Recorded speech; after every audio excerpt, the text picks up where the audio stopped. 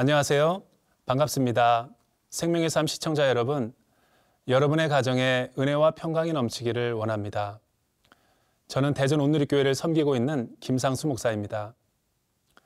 지혜를 사랑하는 사람은 언제나 하나님과 사람 앞에서 겸손한 태도를 가지고 살아갑니다. 오늘 말씀에서 하나님께서는 겸손한 자가 하나님 앞에서 드리는 기도와 겸손한 자가 사람 앞에서 어떻게 살아가야 되는지 삶의 태도를 말해주고 있습니다. 어떻게 하면 우리 삶에서 나를 낮추고 하나님만 드러나는 존귀한 삶을 살 수 있는지 살펴보기 원합니다. 그럼 오늘 나눌 말씀인 잠언 30장 1절에서 14절까지의 말씀을 보도록 하겠습니다. 잠언 30장 1절에서 14절 말씀입니다. 이 말씀은 야기의 아들 아굴의 잠언이니 그가 이디엘 곧 이디엘과 우갈에게 이른 것이니라. 나는 다른 사람에게 비하면 짐승이라. 내게는 사람의 총명이 있지 아니하니라. 나는 지혜를 배우지 못하였고 또 거룩하신 자를 아는 지식이 없거니와 하늘에 올라갔다가 내려온 자가 누구인지, 바람을 그 장중에 모은 자가 누구인지, 물을 옷에 싼 자가 누구인지, 땅의 모든 끝을 정한 자가 누구인지, 그의 이름이 무엇인지, 그의 아들의 이름이 무엇인지 너는 아느냐? 하나님의 말씀은 다 순전하며 하나님은 그를 의지하는 자의 방패시니라. 너는 그의 말씀에 더하지 말라. 그가 너를 책망하시겠고 너는 거짓말하는 자가 될까 두려우니라. 내가 두 가지 일을 주께 구하였사오니 내가 죽기 전에 내게 거절하지 마시옵소서. 곧 헛된 것과 거짓말을 내게서 멀리 하옵시며 나를 가난하게도 마옵시고 부하게도 마옵시고 오직 필요한 양식으로 나를 먹이시옵소서. 혹 내가 배불러서 하나님을 모른다, 여호와가 누구냐 할까 하오며, 혹 내가 가난하여 도둑질하고 내 하나님의 이름을 욕되게 할까 두려워함이니이다.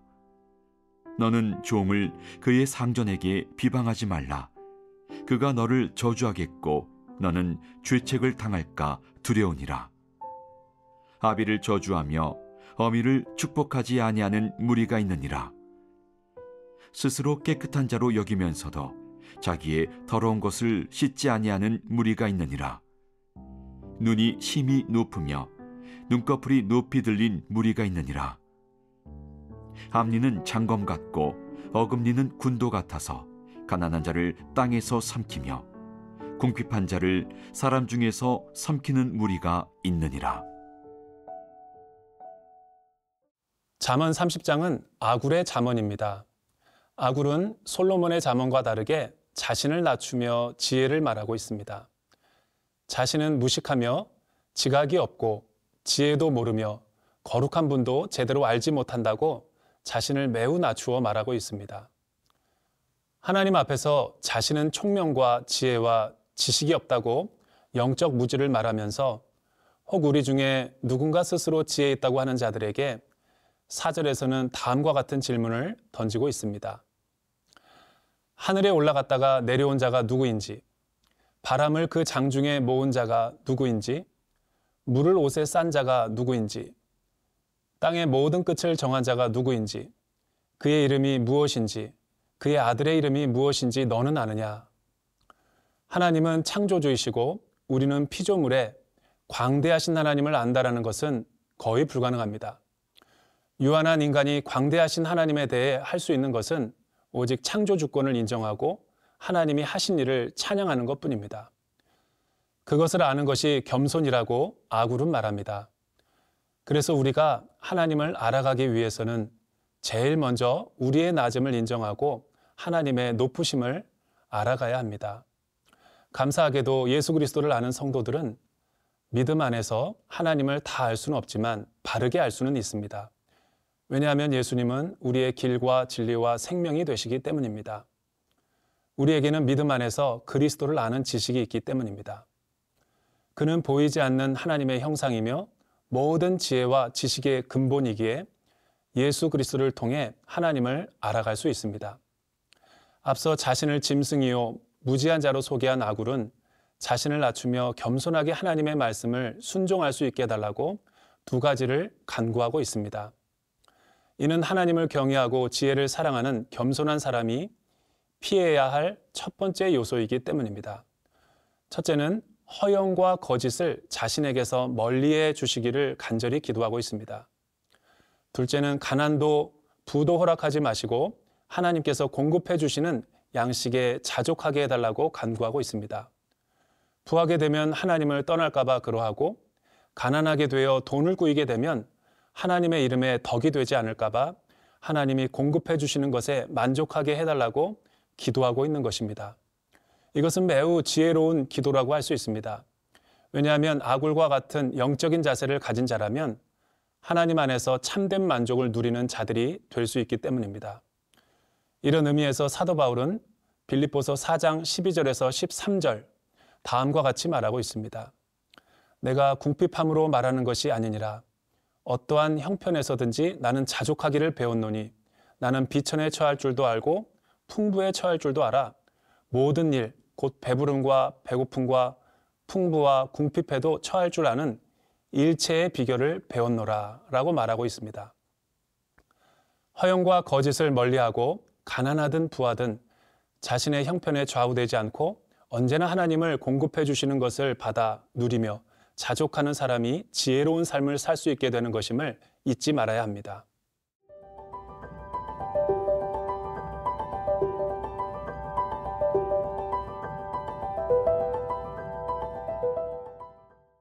아굴은 하나님 앞에서 필요한 겸손한 태도가 있다면 지혜로운 자가 사람 앞에서 취해야 할 겸손한 태도가 필요하다고 말합니다. 겸손이란 무엇입니까?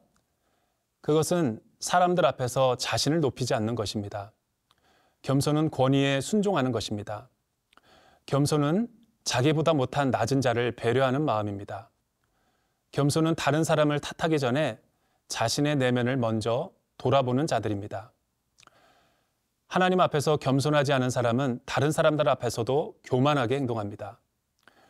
그러한 자들이 행동하는 모습에는 어떠한 특징들이 나타나고 있습니까? 10절에서 14절은 그것을 잘 보여주고 있습니다. 그들은 종을 그의 상전에서 비방하는 자들입니다. 그리고 저주를 받고 심판을 당하게 됩니다. 모든 것에서 남 탓과 책임 전가를 하는 자들을 조심해야 합니다. 또한 부모를 저주하고 축복하지 아니하는 자들은 겸손하지 못한 사람들입니다. 스스로 깨끗한 자로 여기며 자신의 더러운 모습을 보지 못하는 자도 겸손하지 못한 사람들입니다. 이들은 말씀 앞에 자신의 내면 세계를 비추어 보지 않기 때문입니다. 자기 중심으로 모든 것을 보기에 자신은 의롭다고 착각합니다. 겸손하지 않은 사람은 눈이 높으며 눈꺼풀이 높이 들린 것처럼 살아갑니다. 그들은 남을 깔보고 우습게 여기며 무시하기를 좋아합니다. 겸손하지 않은 사람은 가난하고 궁핍한 자를 칼 같은 앞니와 큰 칼 같은 턱으로 집어 삼켜버립니다. 겸손한 자라면 하나님 앞에서 사회적으로 소외되고 연약한 사람들을 무시해서는 안 됩니다. 왜냐하면 그들 또한 나와 같이 하나님의 형상으로 지음받은 존귀한 사람들이기 때문입니다. 피부색과 언어와 인종, 문화, 계층이 다르다고 해서 다른 이를 업신여기면 그들을 만드신 하나님을 모욕하고 업신여기는 것입니다. 아굴 시대에 실제로 하나님의 말씀을 벗어나 버리자 이렇게 교만하게 사는 자들이 있었습니다. 교만한 그들은 국가와 사회와 가정을 어지럽히고 있었고 그 당시 사회를 매우 혼란하게 만들어 버렸습니다. 그들은 자기 스스로 하나님인 것처럼 행동하기를 주저하지 않았습니다. 그래서 주인과 종의 관계가 깨어지고 부모와 자녀의 관계가 어그러지고 부유한 자들이 가난한 자들을 업신여기는 일이 많이 일어났던 것 같습니다. 오늘날 우리 시대도 아굴의 시대와 다르지 않습니다. 사람의 기준이 아니라 다시 하나님의 말씀 앞으로 돌아가야 합니다. 하나님 앞에서 겸손한 자가 되려면 자신의 한계를 인정하고 절대적인 하나님의 말씀의 권위에 순종하는 것입니다. 그렇게 살 때 하나님의 통치와 다스림을 경험할 수 있는 것입니다.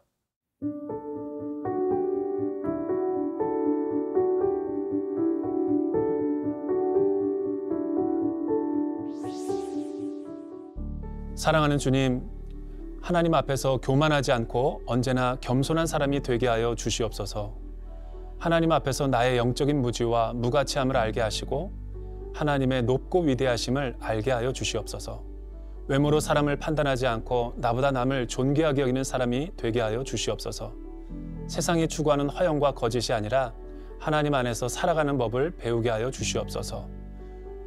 돈은 사용하는 것이지 사랑하지 않게 해 주십시오. 예수님의 이름으로 기도드립니다. 아멘.